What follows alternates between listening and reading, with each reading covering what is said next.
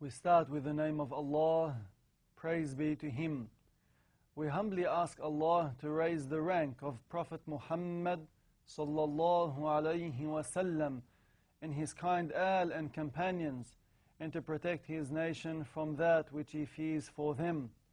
May Allah grant us these sincere intentions and facilitate for us the rewardable deeds and their acceptance. Our lesson today is about the logical proof that Allah is the creator of this world. Ayah 10 of Surah Ibrahim means, there is no doubt about the existence of Allah subhanahu wa ta'ala. The first obligation on the mukallaf, accountable person, is to know about Allah ta'ala. Allah is the creator of all the existent things and is the one who manages all the creation.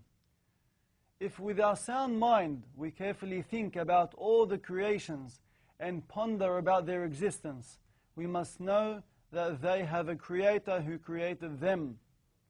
With a sound mind, we know irrefutably that every writing has to have a writer, the act of hitting has to have a hitter, and that a building has to have a builder. Therefore, it follows that this universe with all the creations in it has to have a creator who is alive, attributed with will, knowledge and power, and this is Allah subhanahu wa ta'ala. He is clear of all imperfections.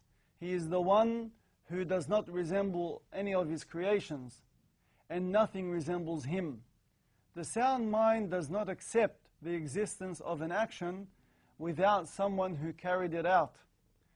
It is not conceivable for nature to be the creator, because nature has no will. So how would nature create? It is also not permissible for something to create itself. Finally, something cannot create something that resembles it. For example, the child is born small. He does not walk or talk. Then he develops. Then he starts gradually and slowly to talk and walk. Then he matures and becomes a young man, then middle-aged, then old, after which he dies. Who changed him and transformed him from one state to another? Allah is the one who created and changed him and willed for him to die. It is related that a man who denied the existence of the Creator came once to one of the caliphs and told him, "The scholars of your time say that there is a Creator for this universe, and I am prepared to prove to them that this universe has no creator." The Caliph sent for one of the top scholars in Islam, telling him of the man's claim and ordering him to come.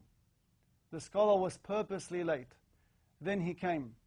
The Caliph welcomed him and seated him in the center of the session. Present at this meeting were many scholars and important people. So the man said, "Why were you late in your arrival?" The scholar said, "What if I tell you that a very strange matter occurred to me, and because of it, I was late? My house is behind the river of Dijla, Tigris. I came to cross the river, but I did not find anything other than an old boat with broken planks. When my gaze fell onto it, the planks moved, came together, and reassembled so that the boat became seaworthy. All this happened without the work of a carpenter or a worker. I sat in it, crossed the river, and came to this place." The man said, "O people, listen to what your scholar says. Have you heard anything more absurd than this? How could a boat exist without a carpenter to build it? This is an explicit lie."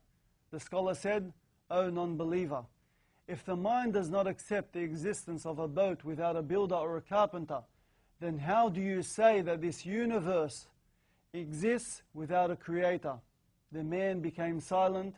He was refuted. Praise be to Allah subhanahu wa ta'ala, the Lord of the worlds, the one who is clear of resembling the creation and all the non-befitting attributes, and all that which the non-believers unrightfully say about Him. We ask Allah subhanahu wa ta'ala to guide us to the true path and to keep us steadfast on the religion of Islam. Walhamdulillahi Rabbil Alameen, and Allah knows best.